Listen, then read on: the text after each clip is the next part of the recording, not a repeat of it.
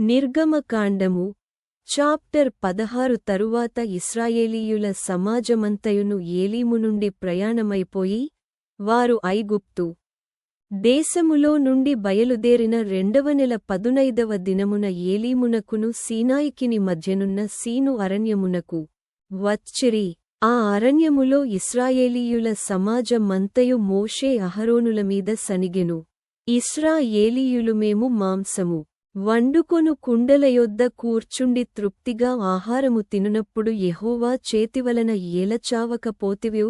ఈ సర్వసమాజమును ఆకలిచేత చంపుటకు ఈ అరణ్యములోనికి మమ్మును అక్కడ నుండి తోడుకొని వచ్చితిరని వారితో ననగా యెహోవా మోషేను చూచి ఇదిగో నేను ఆకాశము నుండి మీ కొరకు ఆహారమును కురిపించెదను, వారు నా ధర్మశాస్త్రము ననుసరించి నడుతురో లేదో అని నేను వారిని పరీక్షించునట్లు ఈ ప్రజలు వెళ్లి ఏనాటి బత్తెము ఆనాడే కూర్చుకొనవలెను, మరియు 6వ దినమున వారు తెచ్చుకొనిన దానిని సిద్ధపరచుకొనవలెను. వారు దినదినమున కూర్చుకొనుదానికంటే అది రెండంతలయ్యుండవలెననెను. అప్పుడు మోషే అహరోనులు ఇశ్రాయేలీయులందరితో యెహోవా ఐగుప్తు దేశములో నుండి మిమ్మును బయటికి రప్పించెనని సాయంకాలమందు మీకు తెలియబడును.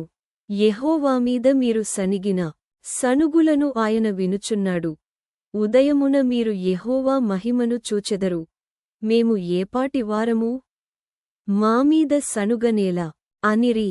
మరియు మోషే మీరు తినుటకై సాయంకాలమున మాంసమును ఉదయమున చాలినంత ఆహారమును యెహోవా మీకియ్యగాను మీరు ఆయన మీద సనుగు మీ సనుగులను యెహోవాయే వినుచుండగాను మేము ఏపాటివారము?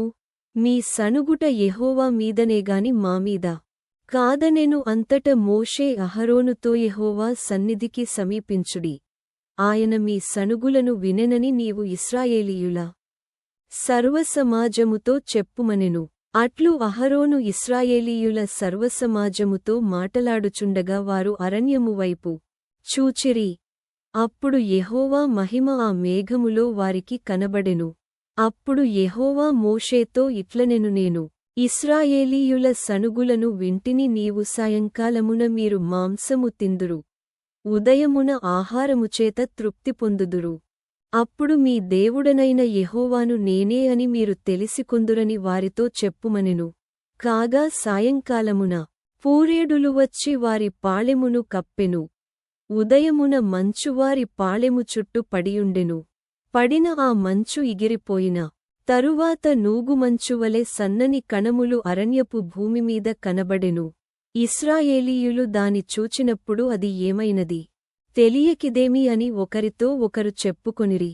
మోషే ఇది తినుటకు యెహోవా మీకిచ్చిన ఆహారము. యెహోవా ఆజ్ఞాపించిన దేమనగా ప్రతివాడును తనవారి భోజనమునకు ప్రతివాడు తన కుటుంబములోని తలకు ఒక్కొక్క ఓమెరు చొప్పున దాని కూర్చుకొనవలెను. ఒక్కొక్కడు తన గుడారములో నున్నవారి కొరకు కూర్చుకొనవలెననెను. ఇశ్రాయేలీయులు అట్లు చేయగా కొందరు హెచ్చుగాను కొందరు తక్కువగాను కూర్చుకొనిరి.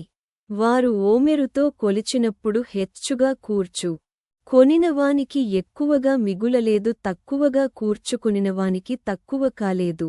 వారు తమ తమ ఇంటివారి భోజనమునకు సరిగా కూర్చుకొనియుండిరి.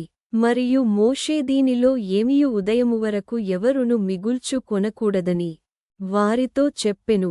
అయితే వారు మోషే మాట వినక కొందరు ఉదయము వరకు దానిలో కొంచెము మిగుల్చుకొనగా అది పురుగుపట్టి కంపు కొట్టెను. మోషే వారిమీద కోపపడగా వారు అనుదినము ఉదయమున ఒక్కొక్కడు తన ఇంటివారి భోజనమునకు తగినట్టుగా కూర్చుకొనిరి. ఎండ వేడిమికి అది కరిగెను. 6వ దినమున వారు ఒక్కొక్కనికి 2 ఓమెరుల చొప్పున రెండంతలు ఆహారము కూర్చుకొనినప్పుడు సమాజము యొక్క అధికారులందరూ వచ్చి అది మోషేకు తెలిపిరి.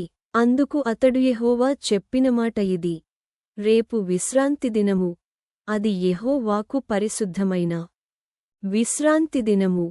మీరు కాల్చుకొన వలసినది కాల్చుకొనుడి, మీరు వండుకొనవలసినది వండ. మోషే ఆజ్ఞాపించినట్లు వారు ఉదయము వరకు దానిని ఉంచుకొనిరి. అది కంపుకొట్టలేదు, దానికి పురుగు పట్టలేదు. మోషే నేడు దాని తినుడి, నేటి దినము యెహోవాకు విశ్రాంతి దినము, నేడు అది బయట దొరకదు. 6 దినములు దాని కూర్చుకొనవలెను, విశ్రాంతి దినమున అనగా 7వ దినమున అది దొరకదనెను. అట్లు జరిగెను. ప్రజలలో కొందరు 7వ దినమున దాని కూర్చుకొన వెళ్ళగా వారికేమియు దొరకకపోయెను. అందుకు యెహోవా మోషేతో ఇట్లనెను, మీరు ఎన్నాళ్లవరకు నా ఆజ్ఞలను నా ధర్మ శాస్త్రమును అనుసరించి నడువనుల్లరు? చూడుడి, నిశ్చయముగా యెహోవా ఈ విశ్రాంతి దినమును ఆచరించుటకు సెలవిచ్చెను గనుక 6వ దినమున 2 దినముల ఆహారము మీ కనుగ్రహించుచున్నాడు. ప్రతివాడును తన తన చోట నిలిచి యుండవలెను.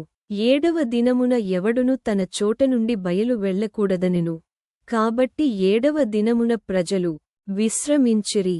ఇశ్రాయేలీయులు దానికి మన్నా అను పేరు పెట్టిరి. అది తెల్లని కోతి మెరగింజవలె నుండెను. దాని రుచి తేనెతో కలిపిన అపూపములవలె నుండెను. మరియు మోషే ఇట్లనెను, యెహోవా ఆజ్ఞాపించినదే మనగానేను.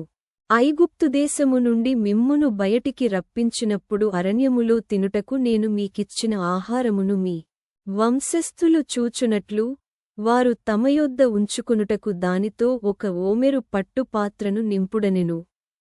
కాబట్టి మోషే అహరోనుతో, నీవు ఒక గిన్నెను తీసుకొని దానిలో ఒక ఓమెరు మన్నాను పోసి మీ వంశస్థులు తమ యొద్ద ఉంచుకొనుటకు యెహోవా సన్నిధిలో దాని ఉంచుమనెను.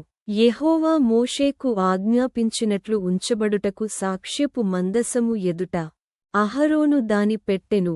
ఇశ్రాయేలీయులు నివసింపవలసిన దేశమునకు తాము వచ్చు 40 ఏండ్లు మన్నానే తిను చుండిరి. వారు కనాను దేశపు పొలిమేరలు చేరువరకు మన్నాను తినిరి. ఓమెరు అనగా ఏపాలో 10వ భాగము.